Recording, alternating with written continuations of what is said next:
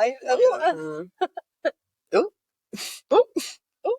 Okay, well, thank you all so much for joining us for the Queer Lineup podcast. We have today the House of Heaux from Wilmington. Yes, hello. The lovely house mother Vermillion Heaux, and then her son Coup de Ville Heaux, and Vanta Black Heaux. So we are just going to sit down. We're going to talk with them about everything. Get into it. About everything. And I am Koee Starr, Koee of Connectalon, and this is Hi, Becca. Work. Let's get into the pod. Okay. So we did just finish a drag show, a little Queer Line of Drag brunch at the Gilded Pear. So if our brains seem fried, well, yes. Well, yes. Yeah. Well, yeah. For multiple reasons. Yes. So, yeah. That's why we look cunt. That's why we look cunt, and that's why we can't think. Anyway, ain't that the truth? Let's get into it.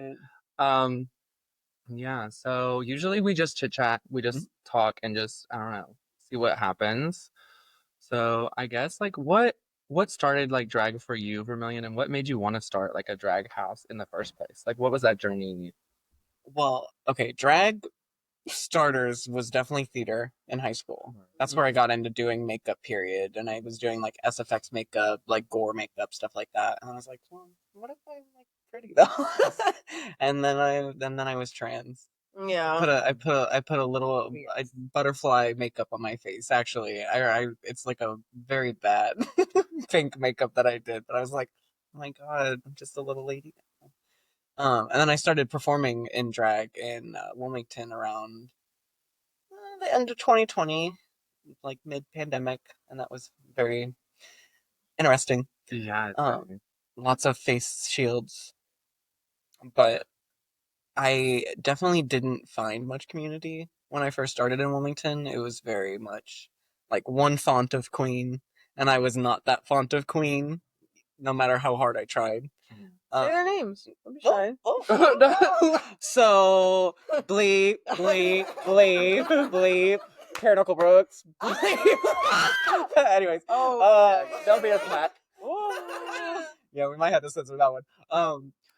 No, I don't know. I was doing shows and, performing monthly or whatever, and I had to move out of my house very suddenly for some personal reasons. And I ended up moving in with Vanta and another person, and it kind of opened a lot of stuff for everyone. Like, I was just kind of doing drag a little bit. Yeah, well, you moved in and you were like on and off doing drag, and then you were like, "Bitch, get into drag," and then you got into drag. I was like, "You just need to try it." Yeah. And then, of course, it unlocked something in you. Yeah. And then this bitch met us. I got invited to one of the House of Heaux shows. Like they had been putting on shows for almost a year when I first came. Maybe a little over, something like that. Yeah, and I had been invited by a friend of a friend who knew both Vermillion and Vanta, and I was sitting in the audience and I leaned forward during Vanta's performance, actually, because Vanta came over and handed me a big blunt prop and had me take a hit of it, and I was like, I'm in love.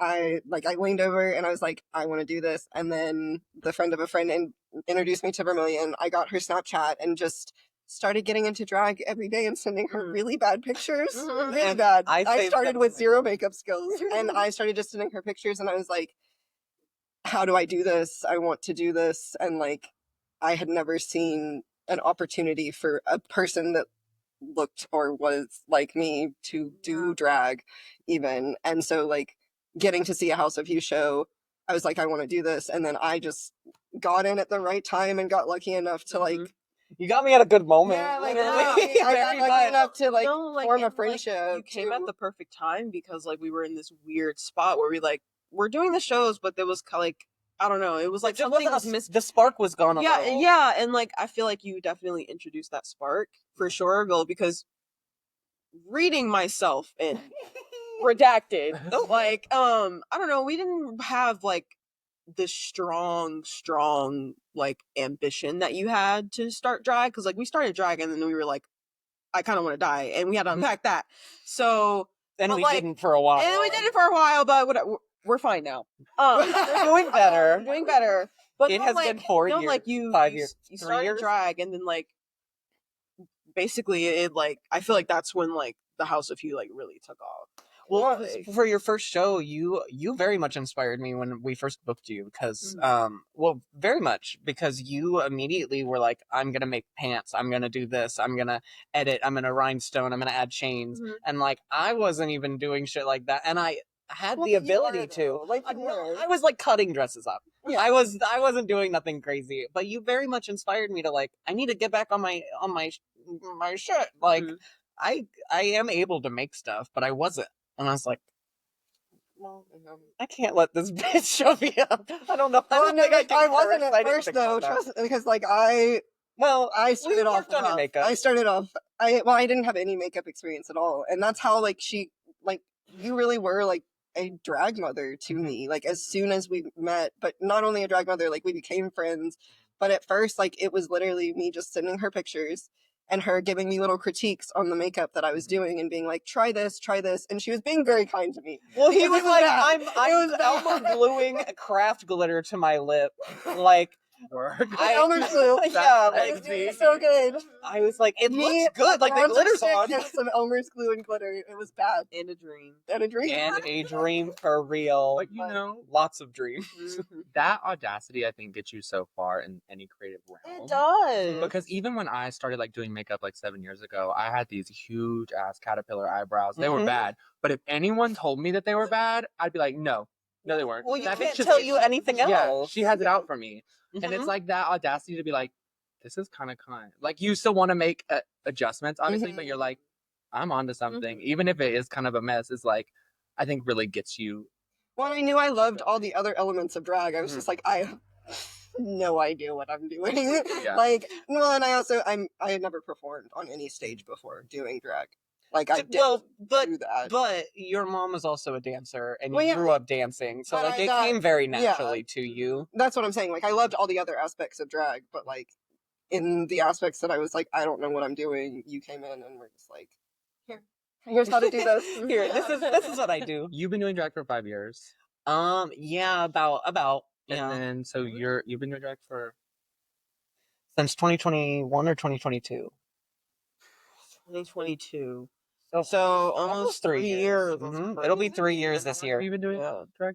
Not even 2 years yet. That's crazy. My second It'll birthday be is in May. 2 years, yeah. Yeah. Period. It's coming up very soon. Mhm. Very soon. Yeah. Work. Mhm. And also like going back to like making a lot of your stuff. So I did want to do a little plug. How much of this did you make? Did you make all of it? All of it. This Yeah, whole all of outfit. it. This was Yeah. a bunch of scrap fabric from Goodwill that I quilted together and then sewed together and then made an outfit. That's so impressive. As someone who worked with a seamstress for like 2 years, that's a lot. That's Right? a little thing. Like, I can't get myself to do any sewing. Oh, I hated every second of it. Trust me. See, I'm the She one had who to likes come over to sewing. me. Yeah, she had to come over to me and be like, "Okay, so what if we took a breath, like smoked a bowl, like let's calm down." And I'm like, I hate this. I hate sewing. I just want to do something else. Like, but it was worth it in the end. It's just very much you have to like focus in and like be very intentional with what you're doing, because if you don't, then you sew it the wrong way or something. And like, 1 centimeter off makes Uh-huh. the entire outfit twist. or a little too tight. Yeah. Like I can't fit my head in my headpiece with it, so a little too. Well, that's why I like stretchy fabrics, but they give you a little wiggle room. And on that, you made this headpiece, right? Oh, yeah. Yeah. You made the headpiece, the jeans or the pants. I didn't sew them, Like, but I did. I definitely cut them up. I wish I was wearing my outfit because it's so good, but it's itchy. We gotta be itchy. Sequins be See, itchy. that's one good thing about this outfit is it's comfy drag. Yeah. And you were like, Well, I didn't know. Okay. I don't like that it's comfortable. I don't like. You don't like that it's comfortable? like drag should be painful and hurt. Like I don't know. I don't know. Maybe I don't know. We're not getting into that. It's fine. I think drag should be comfortable when you can make it comfortable. it's so much fun, more fun that way. Cause like If my body doesn't hurt, it's yeah. nice to be like, ooh, But like, damn, I can't fucking move and I can't do the things that I practiced when I was doing. So it's So like, real. you know, Like, let me be love unbothered. comfortable drag. Yes. Right. We stand. Bring that back. So Lack comfortable drag. You're right. real. I know. With starting like a more alternative drag scene in Wilmington, how did that like go for you? What was the process? I know like there was a lot of spaces that you were in that you didn't really feel like you could do what you wanted to do. So I was just curious if you wanted to share any on just how that process was and how it really came about that you started doing shows at like the bars are where everybody can find you, by the way. The bars are in Wilmington. Hey. It was honestly, it was an interesting process because our shows, like, you could say they were alternative to start, but like they were not what we do now. Not at I all. would definitely say it was. We were like alternative for Wilmington, Mhm. but I think once we kind of got that stability with the shows, I felt that comfortability to kind of be like, well, these are my shows. I can do what I want. Mhm. Because I don't know. No one was stopping me from doing what I wanted to do. Mhm. It was more so a pressure that I felt to, you know, fit in and like I have to do this or this to get booked by people. Mhm. And I have to, I have to do a wing light eyeliner every time with a lash and right. like I will. I was wearing a lash, not anymore. I took her off, but I was wearing one lash. Uh, I will wear a lash occasionally. I did have a stint where I didn't wear any. And that's it was okay. like 6 months last year. Anyways, I don't ever wear a lash. well, I hate 'em. I envy. Never known a lash. Never See, known. but you're wrong. A lash changes a look. I just It don't put can. it on sometimes. It Yeah. can. It can. But I don't know. It very much once we found our comfort with ourselves and being like, well, we know people are gonna come to the shows. Like Mhm.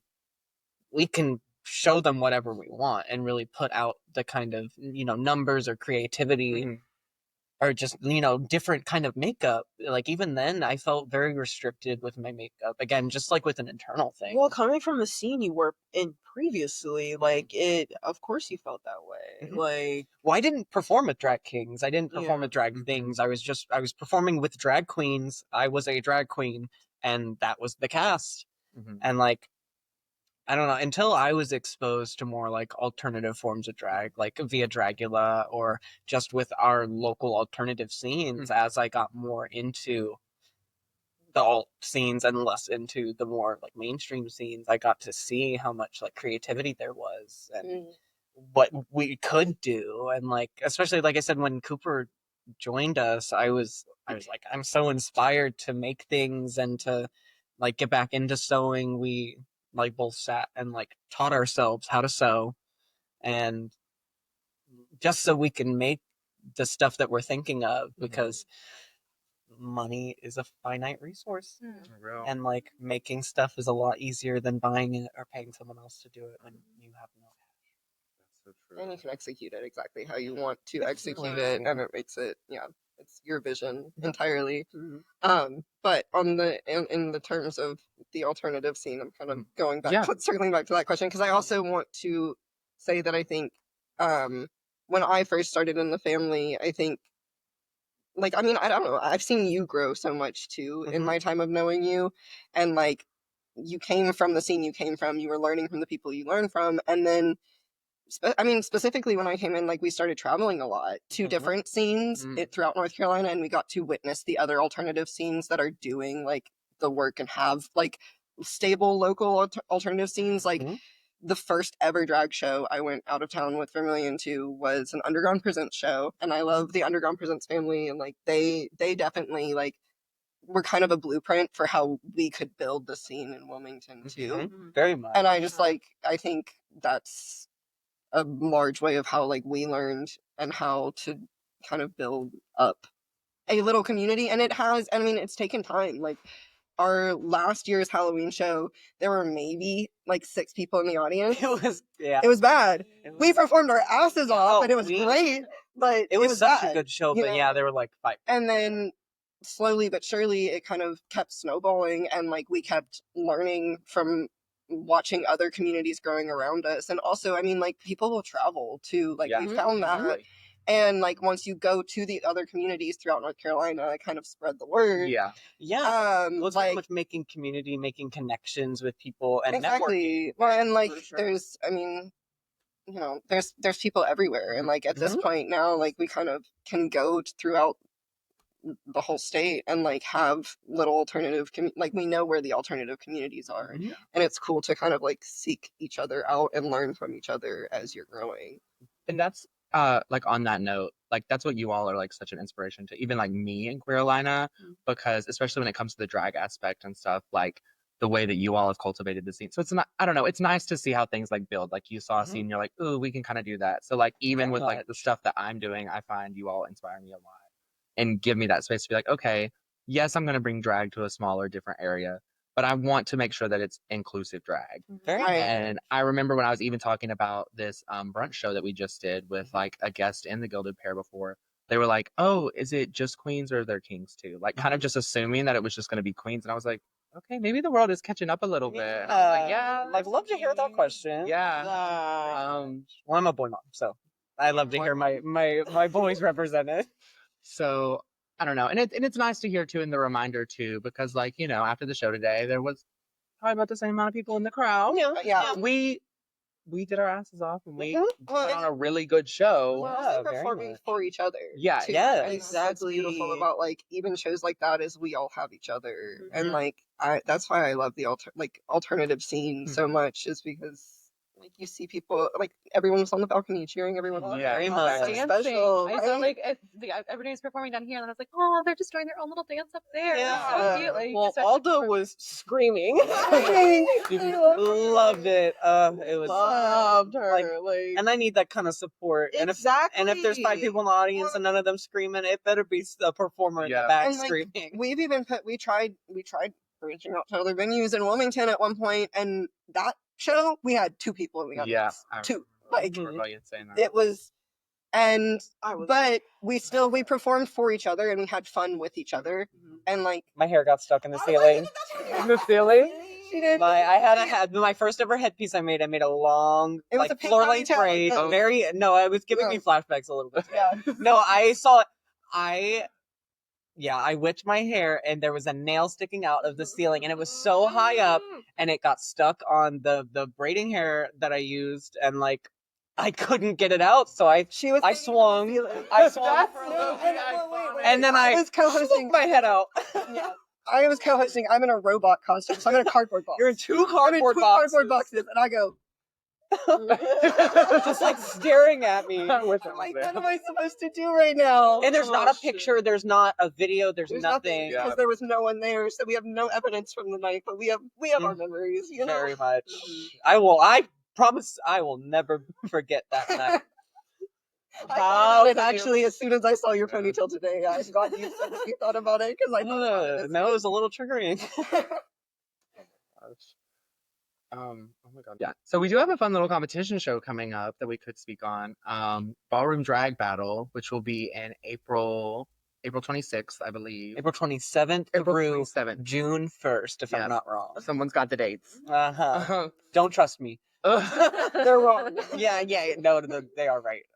Where is it? And it's at Transfer Code Ballroom in Raleigh. Me and Vermillion will both be there. And be turning out, and a bunch of other girls in the community. Oh, crazy. not this phone. That was so rude. That's crazy. Oh my god. How do y'all feel about it? Yeah. Well, 'cause yeah. I mean, because we know it got canceled at first. Yes. Then it got uncanceled. Yeah, well, I was unsure if I was gonna do it, and then I don't know. I have been on this like creative streak a little bit, and I'm like, I had all these ideas for this competition, and I don't know. I was very excited when they're like, "Well, we're coming back and we're gonna do it." And like I don't know. I've never even thought about doing something like this, like a local kind of competition like this, because it's a 6-week long competition. Each week is a different challenge and runway, which is crazy. And I'm so excited It's for like that. mini drag race. Very much. Yeah, it is very local drag race. But I think it is important. I'm glad that we're both doing it Mm-hmm. and that they also like we both were chose because the fact that there is so much different facets of drag, I feel Very like, much. in the ballroom drag battle, I'm just excited to see how that, just like plays out and also for us to like kind of give that voice Very to the much. communities as well and be like, okay, you don't always have to be the big wig and the pretty Yeah. gown. Like, You're gonna catch me in a lot of headpieces. Maybe I'll throw my ponytail on, but like, If you're feeling it. probably a lot of yarn wigs for me. So I love the yarn wig. yes. Actually, I so saw good. I love the like big poof. And you made that, right? yes, I was and I did make her. like crochet all of that. So it's Or like, like- so it's hot glue. Oh, I'll be definitely. honest. So like Oh. she's hot glued to Hot the glue base. Diva. Yeah. But What did you wait, base out of? it's just like make your own wig cap from the beauty supply. Mm-hmm.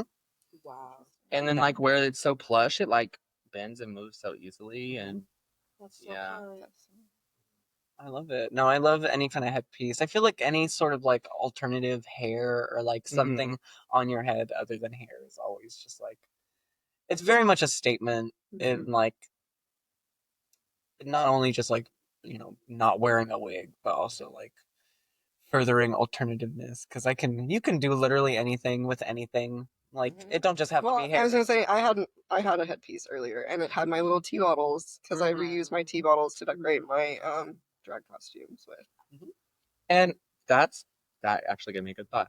So how do you feel like, because we all kind of are like trans entity identities, Mhm. we all are in that, umbrella. So like how do you feel that like transness, like for all of you, affects your drag and your journey? Like how do those intermingle for you? Oh, please start us Go. off. So not when I first got put into drag. I think it's when we moved into our second apartment. Mhm. Bloomfield is when we started like actually doing shows, and you put me into like masculine / feminine drag, and I was like, Just very androgyny, very in the middle. yeah, and I was like, oh, this is waking something up that I don't know I'm ready or prepared to confront. But it gave me such gender euphoria that I couldn't like not. I mean, I definitely repressed it some more, but like it definitely like woke up Mhm. a lot of what is it? Repression. Yeah. There we go. Mhm. But yeah. I don't know, when you put yourself out like on a stage like that for so many people, you definitely start to like understand some things or some things start to click and it's like, okay, I feel like very comfortable Mhm.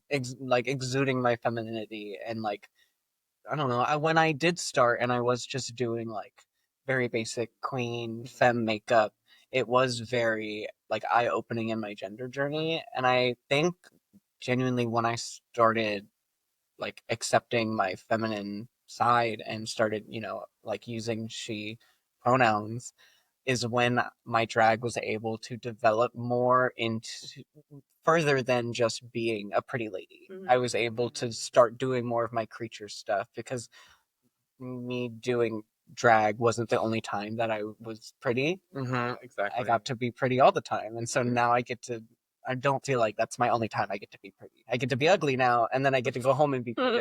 Great. Right, exactly. Yeah. But I mean, Well, I'm not ugly, but yeah. No, Well, but like a little goblin creature. A little yeah, like a little creature. creature. Like I don't have to just be like You're like beautifully haunting. You're haunting. Yes. You're not ugly. You're haunting. Yes. That's the foreboding. Oh, Big word.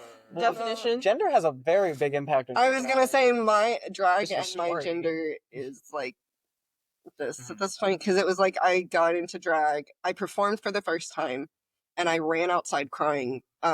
Right after my first ever performance, like I thought I was gonna throw up at first, and then I was like heaving, panic attack, like crying. But it was like a good panic, like, and I hadn't felt that really ever before.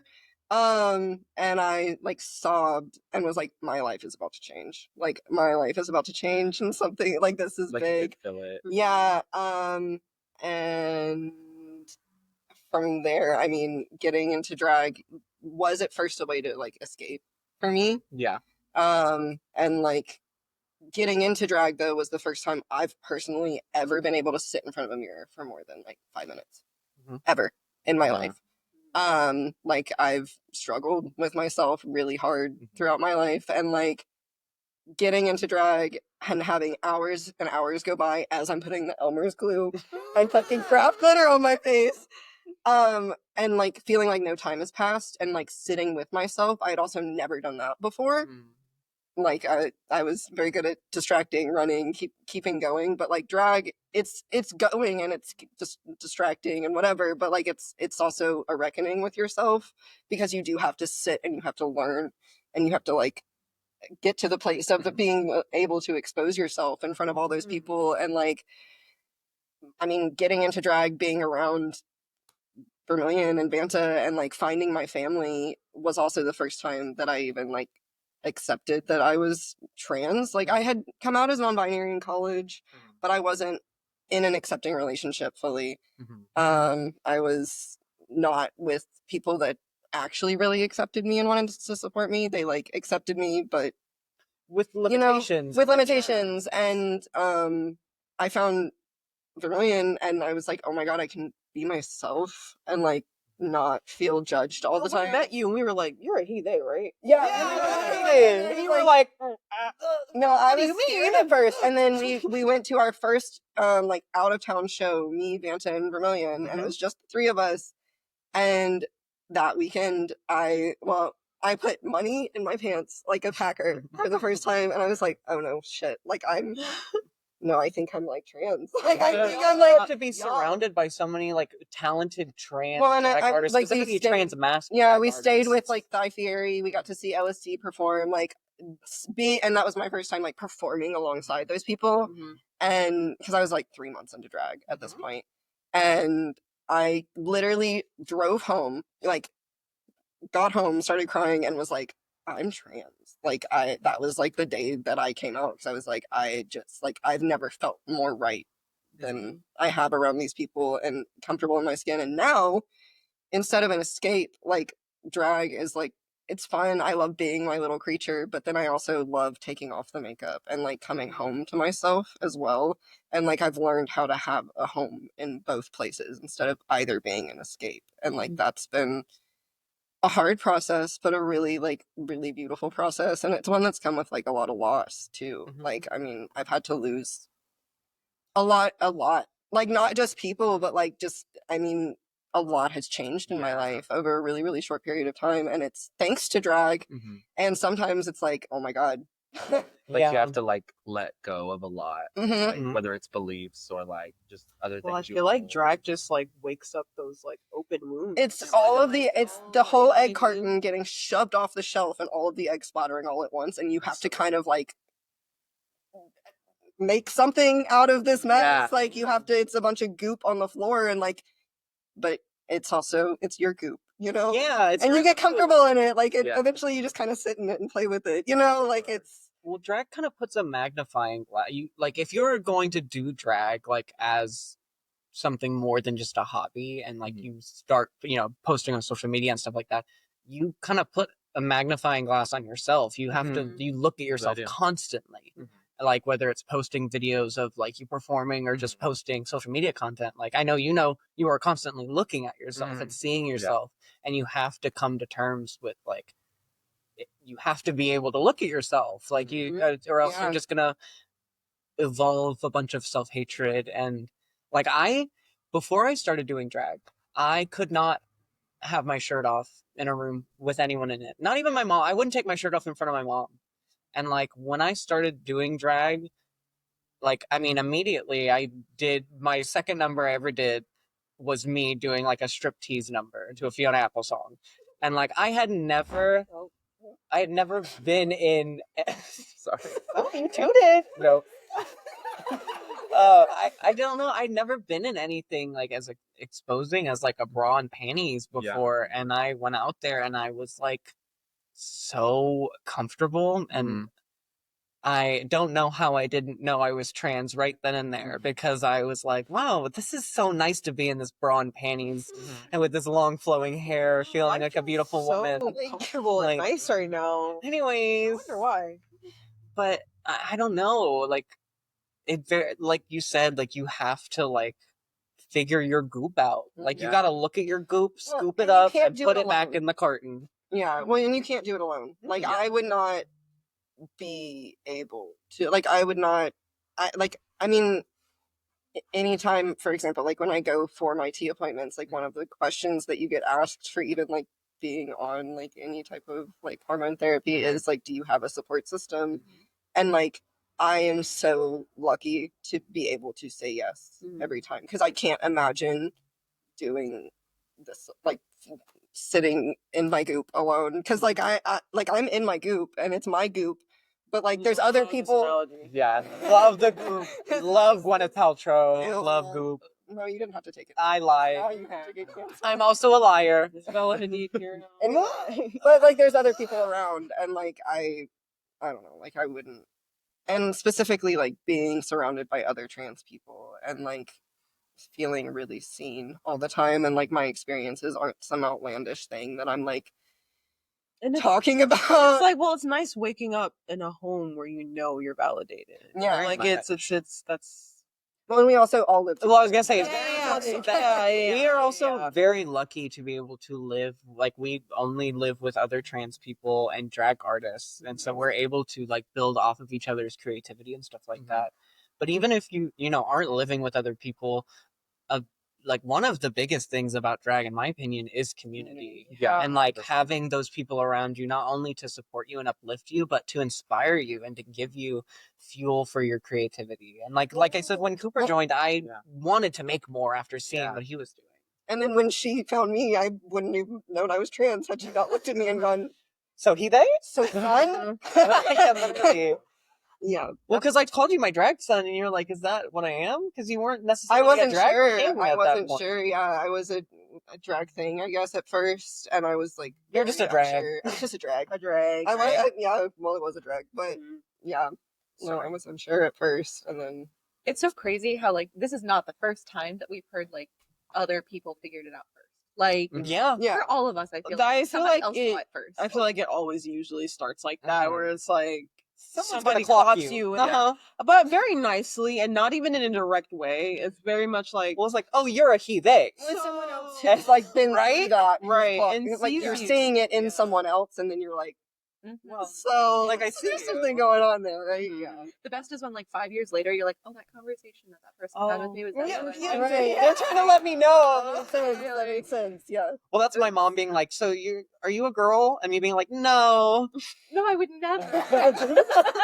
And it was with love. My mom was always ready. She had the transition kit ready. And she was just waiting for the shoe to drop. That's so nice. 'cause, I like, knew I my feel like mom most knew. families don't exist like that. Like in our world, like I've heard so many stories. Like I've never had any issues with my like gender or like figuring out who I am that way. Mhm. But like the fact that like every single person that we talk to has a different familial story, a different like coming out story, that kind of thing. And like just in my own life, like seeing like my brother figuring things out way earlier than I did. So he had to grow up in the family that wasn't as accepting, you know? So it's like everybody has that completely different world. And so like seeing you guys be able to be that family is so nice. This chosen family is such a big thing, I feel like, in this community. Yes. Very much. Yes, very much.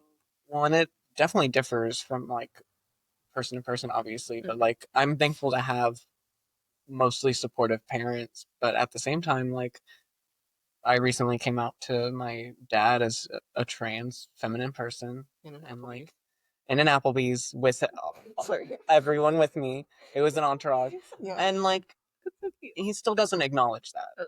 Well, yeah, the Applebee's is funny, but then the not acknowledging the trans part is a little. We're working on it. It's just.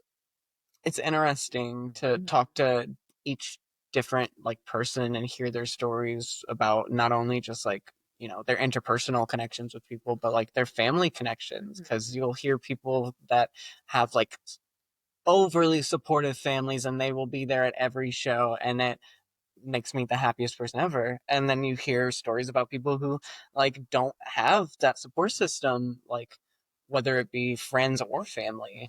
And like I don't know, it just inspires me to like want to make a safe space for people to come and be able to like even if it's just once a month, like just come and let loose and like be around a bunch of freaky weirdos like us. Well, I don't know, seeing that we are somebody's like safe space and that we're like safe people and just not even from like the people at the bars are like drag artists that we admire. Mhm. Like that is special. That is like that is special, and that I don't know. That makes me think that maybe we're doing something right. Yeah. Yeah, it's very much like I feels like we're on the right track. A Like I little. feel like I'm constantly being reminded that I'm on the right track. That is But really it's helpful though, validating. because sometimes whenever you're not getting that, you're like, what's the point in what I'm doing? Yeah, Or like, for is it sure. only for me? Is it only for the people that are around me? For And then like sure. getting that external validation. Like, For we shouldn't be living for external validation. Absolutely. However, But knowing that comma, it's affecting it- people in a it does positive help. way, I don't care. I'll take that outward It fills validation us up. Well, and it's because I want to know that we are affecting people and doing Yeah. something different. And like we hear all the time that like our shows are so much more welcoming than some other shows like in the area or just in Redacted. general.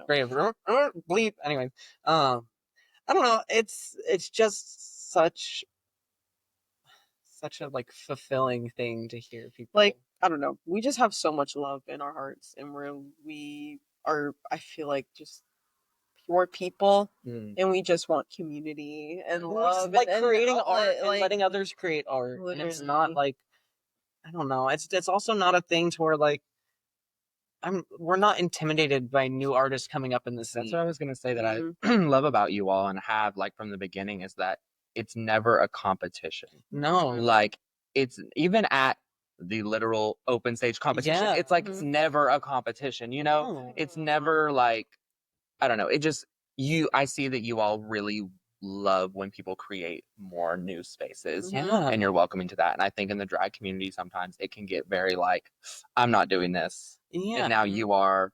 Why are you doing it? So let me try to like take it down a notch or like, you know, and I definitely have seen that a little bit even as well. So like I just appreciate that about you all. And Yeah. I think that speaks numbers for like what drag really means to you and where your heart is with it, you know. Definitely. Well, we know what we do. We know Yeah. what the art we like to create, Mhm. and we know that we want to keep creating it. And like, no one coming along is gonna stop me from making my art. Like, Right. I can still make my art alone in my room with 0 followers, Mhm. like, and I'll be Exactly. happy. But like, the fact that I get to share it is such a blessing, and I'm so thankful for it that we're we have that creating ability. spaces for other people to share their art because that's what I mean. That's like it's all about community, and like I think part of like wanting to continue to build and always like having space for new and upcoming artists is also just that like it's witnessing time and time again things happening like what happened for us. Mhm. Like people are finding each other at these open stages Yes. and finding like strong senses of like connection and community. And I mean like a lot of our drag family like Mhm. I mean has now come from the open stages. Very And much. like I see it. I mean I've seen from the beginning like yes like these two people are my chosen family. Like I live with these people, you know, but the whole community is my chosen family. Right. Because like Right. I want to show up for everyone. I want to create a space for everyone. And if you want to share your art, you should have the space to share your art because you have that desire to speak it. And also not be held back by the idea of like, oh, I'm too weird. I'm too like no, fuck that. Like just do it. And I mean, It's I like, truly see like every single one of the people that like come through, even like our recurring audience members at the Mhm. bars are like those are part of like this big extended family, and it like Well, we at can the end see of the them day, grow it's too. that, and it's like it's just one big bar, the collective. owners, It's too, this like, artistry it's- collective, and even the people that aren't getting into drag are also queer artists themselves, and like trying to figure out their place and everything. And like even if it's not in drag, at least they enjoy the drag. They Well, they they have enjoy a being space. around other queer artists. Like, and it all kind of melds together and it becomes this collective. And that's why I love like what y'all are doing with Carolina so much too, because much. that it very much melds the world of drag into the collective Just space. makes the space bigger. Yeah. And that's it makes it more accessible, I feel, which is Because very drag, needed. it feels very exclusive sometimes. It does. Yeah. And like people don't A wanna talk lot of the about it. time. It's like hidden in the shadows, in the dark. Like, you know, so I mean that's definitely what we want to do is to be able to like, you know, sit down and have like, okay, you all are humans. Yes, you put on Yeah, very sickening much. performances, but like underneath it all, People. you're people. We're We're all like, people. and so many people have come up to me after shows and they're like, I'm so intimidated. I'm like, guys, like, yes, like I like at a certain point, like don't just come up to me like you're like Yeah, like exactly. don't just, you know, like there's certain ways to approach, but you don't have to ever be scared because like I'm not in, we're on the same level. This man is Everyone not is- intimidating. I am Like, just a this little man is guy. not intimidating. This is my legal husband, and he is not intimidating. Like I am just a little guy and I'm like, guys, you can just come up to me and like Mhm. we're all on the same level. We're all going like, and we're all trying to navigate this fucking crazy world and be silly little creatures doing art and like. That's something I feel like we have to remind ourselves too, is like drag artists that are on the level that we are, because like even like I don't know, I just have to remind myself we all started somewhere, because even like even when we see drag artists we admire, we're like, Yeah. Yeah. Oh, I want everyone to know that Like, we Yeah. get just as like choked up, like, Mhm. oh my god, if like Ruby LaCour came walking in this door right now, I would I would cry. I would be in tears. Like I was just like I would be in tears right now. and we literally like have hung out. And with that's our her. family. Yeah. Like that's our literal drag family. She's our auntie, and We're we're like like, drag on, and But I'm such we're a also fan. like, oh my I God. still feel that way about John Bell Blue, and like And that that's is my where- drag mom. that is that's how I literally- feel now, I'm like, oh my god, yeah, I just lived with you. Like, oh my god, holy fuck. Like, it's just beautiful just getting to admire everyone around you and like everyone being such a creative in their own way, whether it be like making their own costumes or like making mixes or doing their makeup or whatever it is. I think that's like the most beautiful thing about drag is that it allows you to either love every single art form ever Mhm. or like be good at really only one of them. No, that's real. Or a couple of them. Mm. Sometimes the girls are good at a couple of them. I don't know, but like it just took like doing makeup and like theatrical performance and music and songs and just overall creativity and allowed me to kind of do it all. Because like I did theater, but I also did theater as like a queer gay male Mhm. and like role I couldn't get casted for anything. Mhm. I had a gay list. Now I'm a straight woman, so it's just how I Yeah. talk. But Yeah. I don't know. It wasn't necessarily my No, I'm a straight woman. Thank you. It's not gay anymore because I'm not. No, but I don't know. It wasn't 100% where I could be. It wasn't what I- for you. No, it Basically. wasn't. And well, and it's not. And thankfully, since I was in high school, theater has definitely developed and evolved. And like seeing so many amazing trans voices on Broadway and stuff like that is very inspiring because I never saw that for myself. Mhm. And like, not that I'm singing on Broadway. I don't feel like singing no more. But like, I never thought that was really an option for me. Like even in high school, I was like, this is gonna be like a high school thing, maybe a local thing, but I don't know if this is like a thing I can do. Yeah. I felt that way a lot too with starting drag. Like for me, I always did makeup and like I've been doing makeup for like 7 years. But when it came to drag, I was so like intimidated and like I can't put on that persona. I can't get up there on a stage. I can't because I'd never done any of those things. Like I was also like high school theater a little bit, but that was all. And so it was very intimidating. And I think like that's just back to like drag, like, you know, throwing the eggs on the floor and like the goop. It really is like when you get on that stage. Back to the goop. So back to back back to to the the goop. When you do get on that stage, it really does like hit all those bulbs and it's like, dang, like I really had all these self-limiting beliefs that I did. At least for me, like that was my Well, thing. It's Like, literally Yeah. And I think, I mean, I don't know. It's just, so I never did theater. I never did any like I said, like I didn't get up on a stage. Like I did Yeah. performances at my home, in my room, for my friends, with my parents. You know, You were like, lip syncing. I was lip syncing. yeah. I was singing. Oh, yeah. on your ukulele. Do you play ukulele? I do. I play ukulele and guitar. I used to do. So, I did used why to do was open in mic that nights. in a performance? Because no. I want to see you come out in a little clown outfit, and I want to see Okay, a matching ukulele, and I want you to sit on a stool and just. I could do it bad on purpose in a clown outfit. Yeah, That would ease. That I could do. That would ease. I could do that.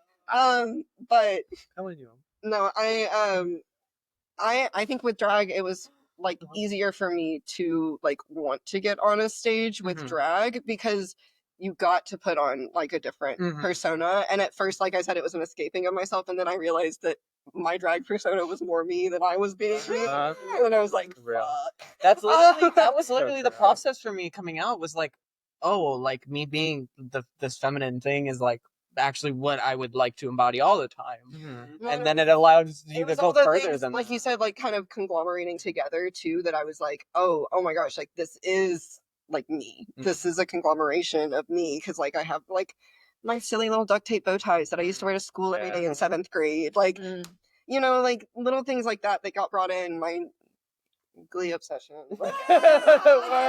things like that. Like Oh, shame. Not you owning all of Chris Colfer's books. Oh, okay, that I don't you have said to I'm shout proud. over. You said I'm proud. Chris Colfer is an amazing human being. I know. I Until the day I die. just get it. Like, just saying. But like it kind of all came together, and it also combined with the work that I was doing at the time, which was like a lot of activism. Because like outside of drag, I work in like nonprofit and reentry and like Oh wow. yeah. And so like when I first started doing drag, now I do a lot of characters and personas and like I get to do the theatrical productions because I've learned that now. Yeah. But like at first I was very much based in like activism and like just doing activism based numbers, and I still do that like still and like through my storytelling. But at first I didn't know how to tell a story on stage, but I knew that I wanted to get a message across. And I think drag is so beautiful because it allows for those different mediums of performing as well, because I mean like I've done like activism and like burlesque and like silly clown performances, you know, like fucking a balloon wife on stage, like whatever. But like there's so many different forms of it. Like there's people that do live singing, there's people that play instruments while doing drag. Like you can kind of do whatever you want on stage, and I think that too is why like the community is never going to stop growing because anything can be drag. Well, there's always a niche for someone somewhere. Yeah. Excuse me. Same duo. But I don't know. There's always like something new you can do, something new you can bring, and like if someone's done it before, just do it better. Yeah. Like at the end of the day, like practice your stuff, know your stunts, and then just do it better. Like I don't When know you what to learn, tell you. you grow, and you kind of like you literally come into yourself. It's like the thing. You come in yourself. But it's so refreshing, honestly, to hear that, because like I'm not in the drag world, so like to me, I'm like, you see me today, I don't like getting in front of people. But like in other forms of art, it's like you have this thought process where you're like, I have to be perfect to be seen as an artist, right? And I feel like hearing every single drag person that we've talked to, it's like, no, you just do it. And then like you are an artist and you're just gonna get better. And it's like that's so refreshing to hear. Like I'm obviously not going to get on stage. I'm not going to do this because that's not my world. But it does make me like rethink some of the things that I do in my life where I'm like, yeah, I am an artist. Like it's fine. I am a creative. Like it's fine. Like I don't have to be perfect. And just because you makes you a creative. Like you don't have to make good art to be an artist. Just because you make art makes you an artist. Like that's what it is someone who makes art. You have to leave the perfectionism, especially like I you have to learn it. Like keep growing and keep like critiquing and like learning new ways of doing things. But like when you're first learning, you literally can't be. And like especially with drag, like when I first started drag, I was learning so much all at once. Like we were teaching ourselves sewing. I was learning how to do that. I was learning how to like do choreo on a stage for people. I like never did that, but like, you know, there's like I'd done choreo, but on a stage for people. What? Like making outfits, making mixes. You're learning so much all at once that if you try to make every single bit of it perfect, you're gonna miss out on a lot. And you'll never start. Yeah. Well, no, that's the thing is like you also came in like in a drag family that's already set up. Like we already had stuff that we could teach you. But like if you are just alone on your own trying to like throw yourself into learning everything is not gonna help you. So you can start out wearing like an Amazon bodysuit and like bad Yeah. pads, and that's okay because you have to start somewhere. You like, and I mean that so genuinely. Like, it doesn't matter. Like, 100%. go to the open stage in your mom's dress and like a bad wig and say Yeah. you did drag, and then go out and do it better. I think the biggest thing is holding yourself to a standard that not only makes you happy, but is something that you can achieve and that like is reasonable for you, and not setting too high of Yeah. goals. And I think it also speaks to like how important bodying and like being really present in what you're doing is. And like when you really embody something, like for me anyway, in my opinion, I mean, yes, I love a good look. I'm a look girl, but like if you get up there and you body what you're feel doing and it, you yeah. feel it, It's different. that Very outshines the looks much. for me. And some of my favorite performances, I'm like, that look was not good. Like, I'll be honest. But I don't care. I don't care because you gave me so much emotion, so much like in that performance that it was like, didn't even matter.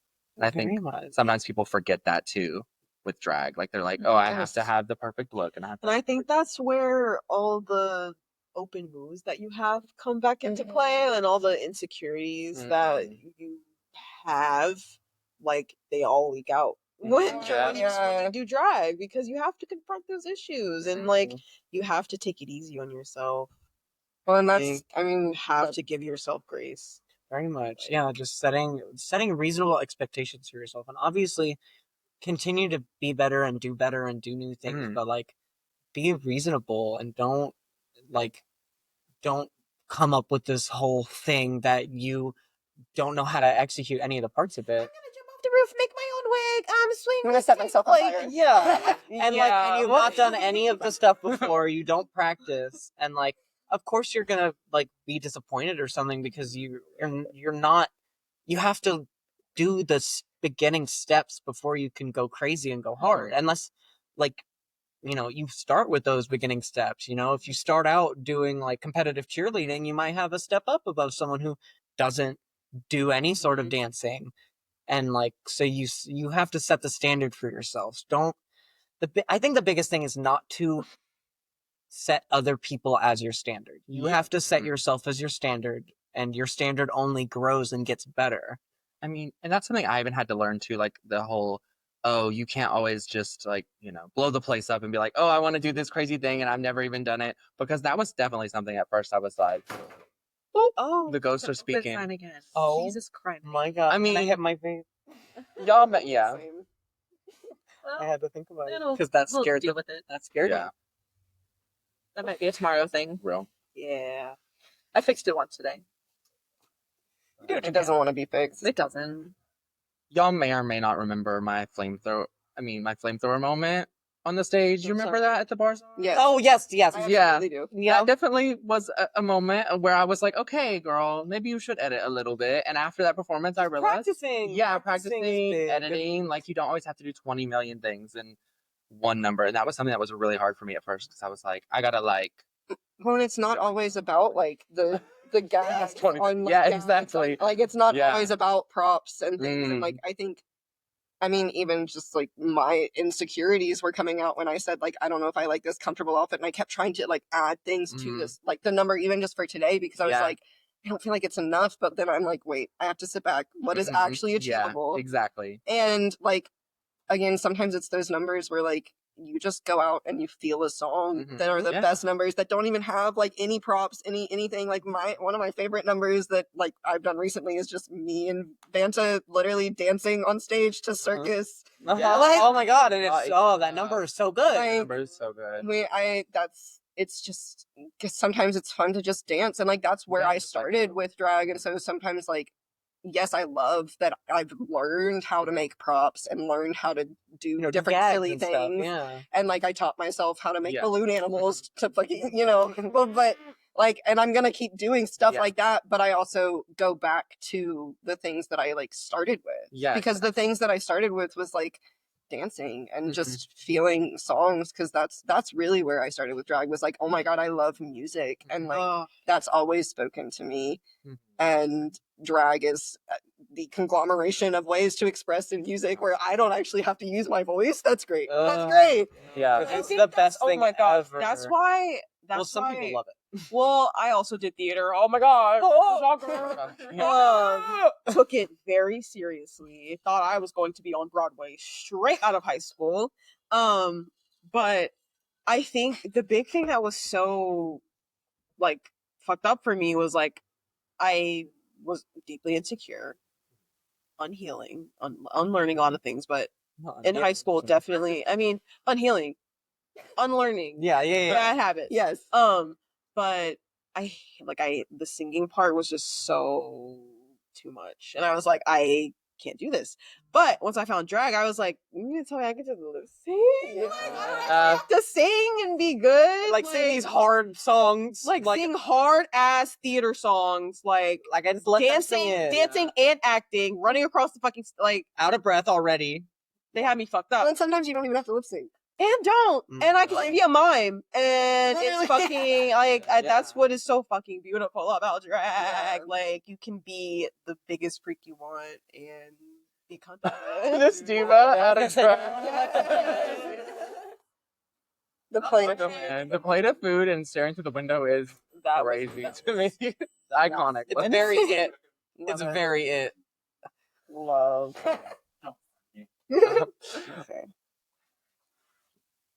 Also, like, kind of circling back and like on what you were saying too about like, you know, just like the insecurities and things.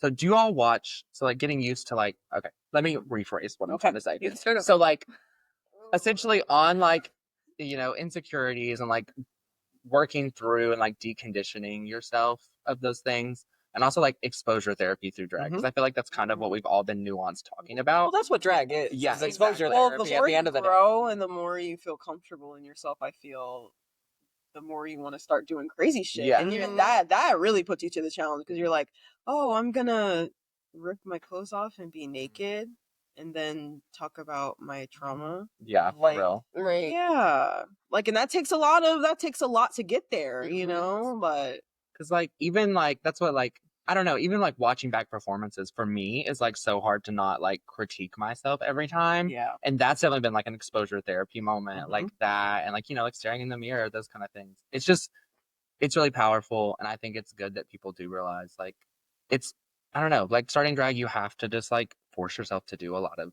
hard shit, honestly. We have Yeah, to see yourself. Yeah, Like, it comes see back to that. yourself, Like yeah. you have to look at yourself a lot when you do Mhm. drag, whether it's doing makeup, looking at photos or Mhm. videos. Like you have to constantly see yourself, Mhm. and you have to be able to like.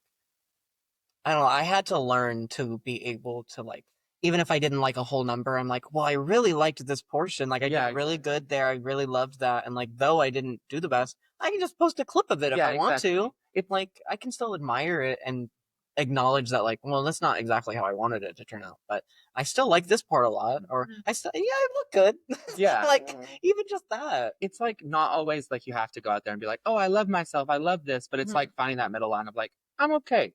Yeah, Like, this wasn't too bad. Like it was, you know. And sometimes I feel like people also get really caught up in that too, where it's like they feel like it's always, you know, 100% that Mhm. you have to love everything or like Right, hate to be yourself good at when it or it's not. something. Yeah. No, yeah. I mean, I think it's about finding a balance because I think you have like. I think the moment that you watch a video and you are like, "Oh, this is 100% everything," then like that's when you stop being able to grow. That's very true. Because like Mhm.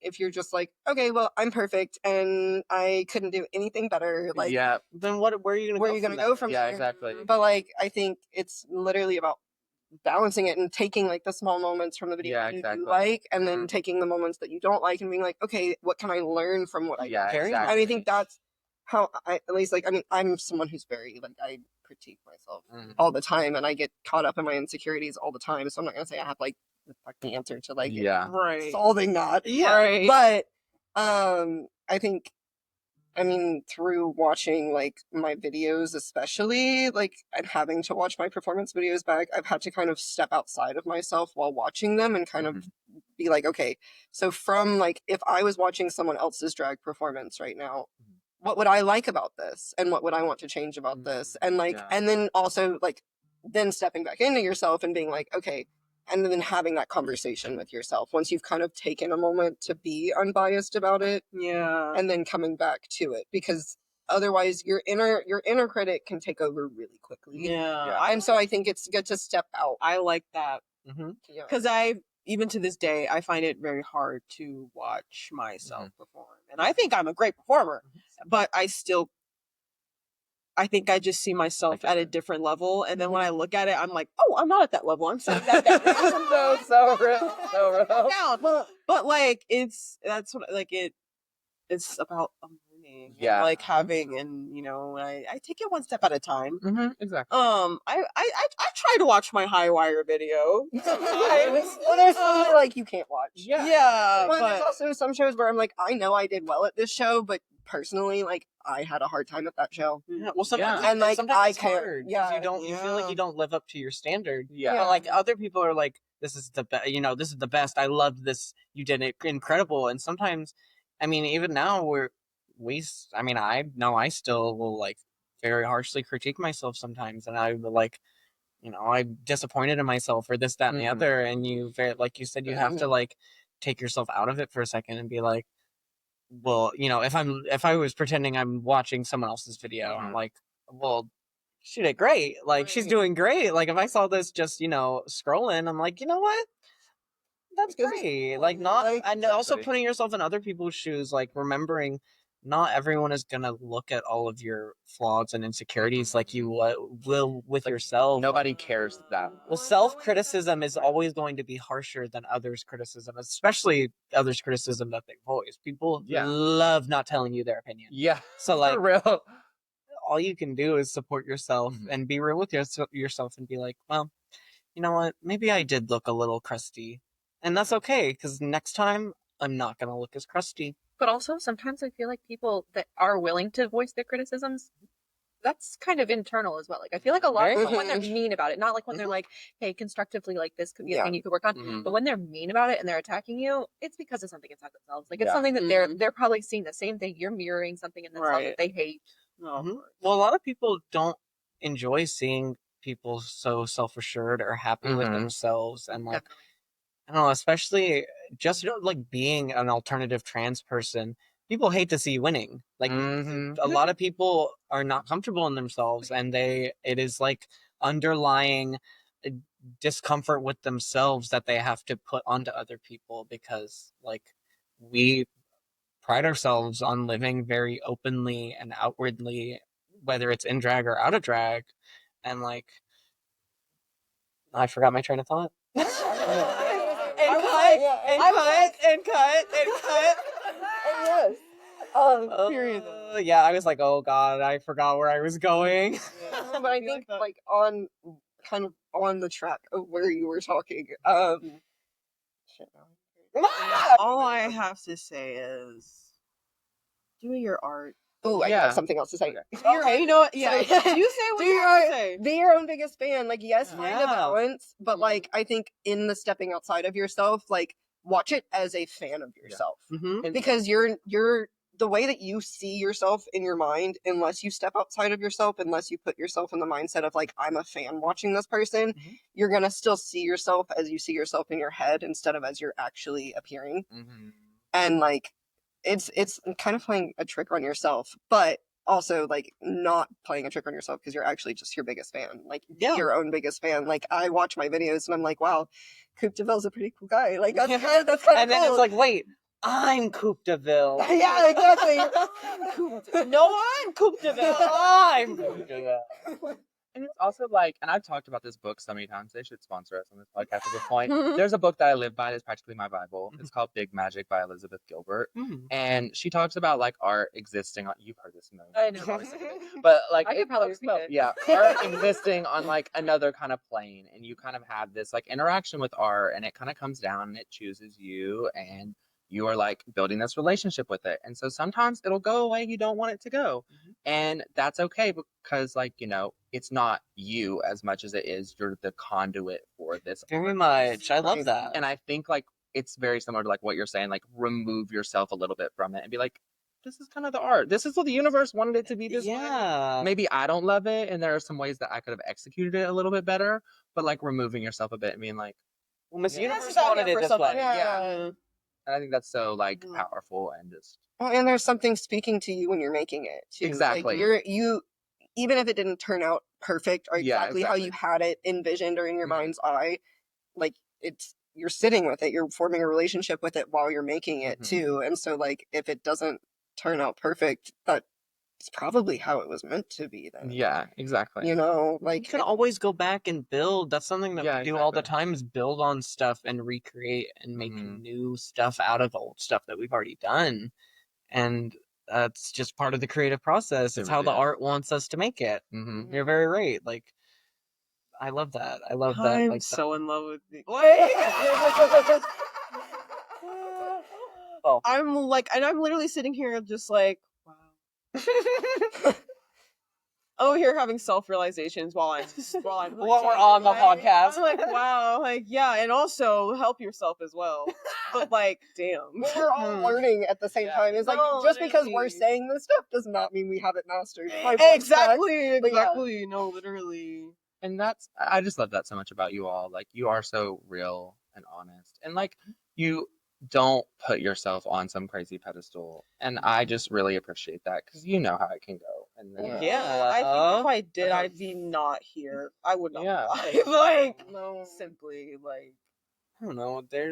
You have to be real with yourself. Yeah, you do. have to, like, I can recognize that sometimes I don't look that good.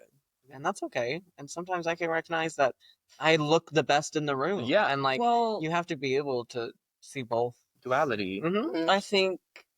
Well, and it took me a long time to stop lying to myself. Mhm. Like, cause I used to just do that a lot and be like, "No, this isn't happening.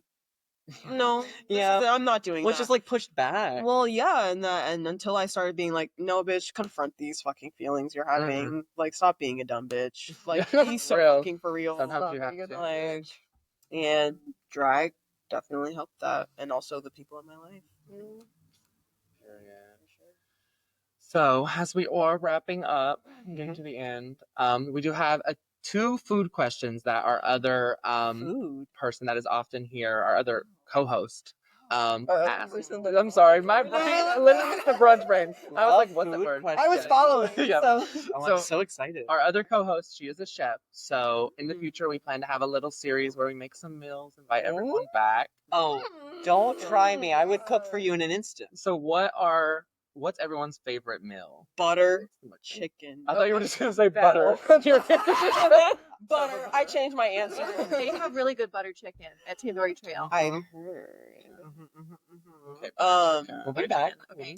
Literally like Okay. Word. down Butter chicken. and Got like it. rice. I think I'm probably crazy for stating this publicly, but I love meatloaf. I fuck with a meatloaf so hard. Good. I love Fuck making that shit. she's gonna make a I'm gonna make a meatloaf so hard. So hard. Like this week, I'm making a meatloaf so hard. Yeah. No, I love. There's just something about it, and you make it with so much love, and it's so good. This Nebula makes a mean meatloaf. Meatloaf A and little chicken turkey pot pie. meatloaf. Any comfort food really is Mhm. my go-to. What about you, Coup? tacos. Just Uh-huh. tacos. Uh-huh. On tacos. It's just my favorite food. Mhm. I'm excited for this mukbang. Ah, Tacos, right. meatloaf, and And Honestly, butter chicken. That's kind of That's a good thing. variety too. butter chicken, Uh-oh. meatloaf. Bunch of different types of tacos. Yeah. Second food question. Uh-huh. What is your preferred way to have a potato? I'm gonna let y'all answer first because I'm curious. Girl, it depends on how I'm feeling. And it also depends on what type of texture I want, because I'm neurodivergent. And so Same. sometimes I can fuck with a mashed potato and I'm like, I just want a big fat bowl of mashed potatoes. And sometimes I'm like, if I taste a mushy texture, I will throw up. Mhm. And sometimes sometimes mashed potatoes, sometimes a tater tot. You know? I get. I love a tater tot. Yeah, you're the I first do person love to a say tater tater tot. Really? and I That's have to surprising. stand, yeah. Really Good. love a tater tot. I feel like it's more interesting. Yeah. Especially Has a cooked good right. punch to it too. Yeah. Yeah. What's that texture? Or a waffle fry. Oh yeah. Mhm. Waffle Ooh. fry. Yeah, what kind of potato? I think it's also hard because I'm also a texture person, Mhm. and like again, I can go like months and months with being like mashed potatoes are the most disgusting thing on the planet, and then be like, I need them. Like, Need a bowl of mashed right now. but I think favorite would have to be like homemade hash browns that are diced Mhm. and like crispy, Yeah. like very like almost burnt. Home fry Yes, texture, but not very. the like chunky home fries. Okay. Like, Like- small Like small diced cubes. Yeah, I see. hash browns Okay. that are like almost burnt but not burnt. And yeah, Yeah. and now I'm thinking Mhm. about my mom. But anyway.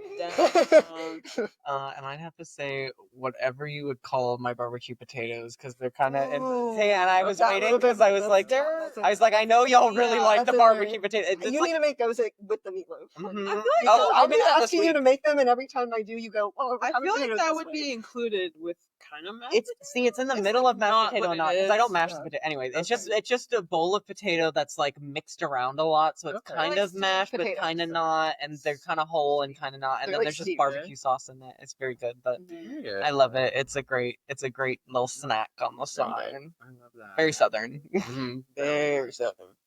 Work. Well, that's my I'm not potato. about any of these answers. I'm Wait, really what are not y'all's either. favorite? Wait, Yeah, Yeah, y'all wow, favorite yeah, like, this wait, is I'm a- curious now. Oh my god. So basic, but I do love a fry. Uh-huh. Like That's you know what? What? a fry. I didn't Just a even fry. consider Yeah. saying a fry. Regular fry. Yeah, but like, or you know you can top a fry. You Mhm. can have a little Loaded. protein. You can Loaded have it fry. loaded. You can Down. do some crazy stuff with it. I can get down with that. Mm-hmm. Mine are like the home fries, like those like diced, perfect. They have to be like this big, Mhm. and then they're cooked over a campfire. My dad always used to do that with like bacon grease and onions. Oh. And it. Yeah, because then they get that smoky texture. But they have to be like nice and crispy, so you have to do it slow. Mm-hmm. Oh my You god. all these super niche answers. Like, honestly. No, I respect it. I was I'm like, hoping. You're like, To be French fair- fries. Sorry. To be fair, I've had that as like if I ended up in jail and this was my last meal, that's just all I'd want because I don't want to. Can you just have my dad cook some those potatoes? No, for me? that's like me with a huge portobello potato mushroom that's chicken. grilled like a steak, but my dad has to cook it. Yeah, Period. it's valid. They put something special in it. I don't know what it is, but they do. Mm-hmm. See, I'll cook my own food. See, I Yeah. cook my Love own, my but I feel like parents. it doesn't taste the same. It doesn't. I make the campfire potatoes all the time. It doesn't I taste the agree. same. No. I agree. So where can everybody find you all? You want to give some like little Instagrams? You want to? What are you? I'll let my boys. Oh. What are you plug? I have Instagram at Coup de Ville Heaux. I'm at Coup de Ville Heaux on everything. Like, if I have social media, it's at Coup de Ville Heaux. Yeah, same. Just Vanta Black Heaux. And it's spelled Coup Devil Heaux or Ho. Yeah. If some Yeah. people If you're nasty. misspell it. If you're feeling super. If you spell it right, it's Ho. That's my Correct. fault. Yeah. And I'm Vermillion Heaux on all platforms. I'm on Instagram, Facebook, TikTok. I think that's it. Unfortunately. Well, and hopefully soon a House of Heaux webpage. Yeah, we're working on a website. Maybe I don't know. Maybe a YouTube channel. I Who could knows? see it. That'd be After fun. seeing you all We- sit here and chat, a I'm lot of like, I can ideas. see it. Yeah, we know it's like been live it's streams been in and stuff. thoughts. Yeah, you will literally have videos of you sewing. Well, Yeah, we I've been tried to making go tutorials live. and We stuff. tried to go live, but then it was 2 a.m. and we were both sitting in the drag room sewing, and no one joined. And we were like, we're not going to do We need it. to go live at better times than the night. Yeah. It's okay. But yeah, day. all the hues are on at least Instagram, if not more. And you can find us at the Bazaar every month, once a month. So I was waiting And for somebody to you plug the can bar. find our shows on our Instagrams, all our flyers. Very much. Or- So this will be coming out for 29th. March edition. Is there anything else you all would like to plug for that? Well, we have our March open stage. It is March 8th. We have, at least right now, 17 performers, but probably more than 20 by the time that it happens. 20. Mhm. 20. A lot. Yeah, and it's a little bar, but we pack it, and it's a fun time. Mhm. And then we also have a show on March 29th. Yes. And, All at the Bazaar. You will always catch us Yeah. at monthly Monthly. shows and bi-monthly open stages. And if you're cool with me saying, like, Oh, yeah. oh yeah, I'm already tagged. If if you all are at the March show, I will be on the judges panel as well, alongside these beauties. So Yes, we're doing collaboration in March with Yes. both of our open stage and, and your- the battle for Kanekalon. yes, and you'll also see all of us as judges at those Yes, events. you will Yes. also see them at the Mhm. Battle of Kanekalon, and you will also see Vanta Black at the Rainbow Stage. And you'll see us in the And you'll in see the audience. they'll be here. We'll be cheering people on, but Yes. Thank you so much for watching the Queer Vision Pod. You can find us at queeratlanta.org or queerline.org on all platforms. Once again, this is Vanta Black Heaux, Vermillion Heaux, Coup de Ville Heaux. I am Koee of Koee Starr, and this is... Hi, I'm Becca. Work. Yes, Becca. Yes. Yes. Thank you all so much for watching, and thank you all so much for being here. Thank you for Such having an us. honor. This was It so was much such a fun. joy. Yes. Okay.